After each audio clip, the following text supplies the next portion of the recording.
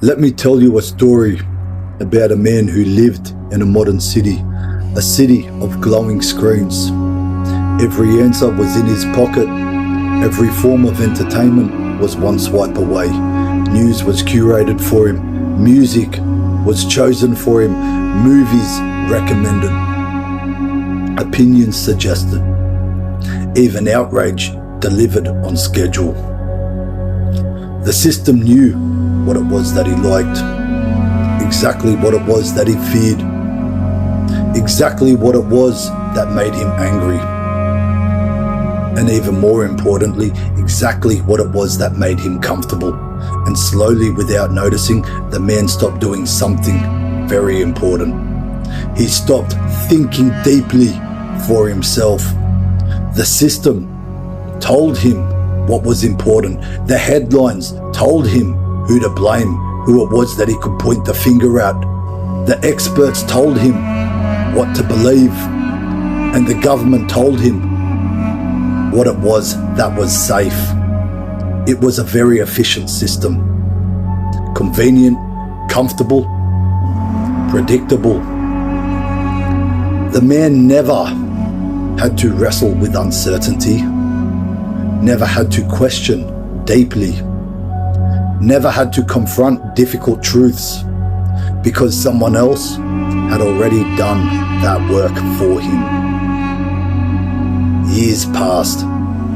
The city became more controlled, more monitored, more regulated. But the man,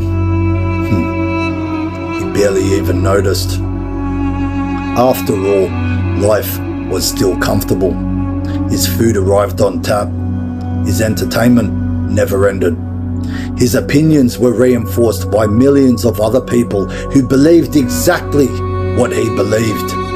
Everything felt stable. Everything felt safe. Until one day, something changed. A law was passed. A restriction introduced. A freedom quietly removed. And the man, that same man, was shocked. He said the words people always say when it's already too late. How did this happen? Sound familiar? But the truth was painfully simple. It happened slowly, whilst he was distracted, whilst he was entertained, whilst he was delegating responsibility for his thinking, his safety, and his future to the very same systems that were designed to manage him. The cage did not appear overnight. It was built while he was comfortable. And here is the uncomfortable part of the story. The man was not a victim, but rather, that same man, he was a participant. Because every time he traded responsibility for convenience, every time he traded discipline for comfort, every time he asked someone else to think, protect, or decide for him, he handed another brick to the builders of that cage. This story is not about technology. This story is about human nature. It's about our society, because freedom has always demanded something most people try to avoid. That is responsibility, discipline, courage, the willingness to stand upright and carry the weight of one's own life without begging institutions to carry it for them. And when enough people refuse to do that, well, the system does not need chains. That government does not need soldiers.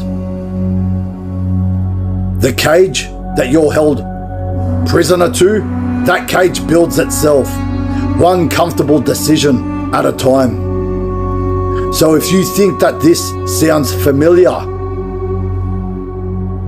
and you want to do something different so that you do not find yourself imprisoned to this, understand that you must point the finger at self first.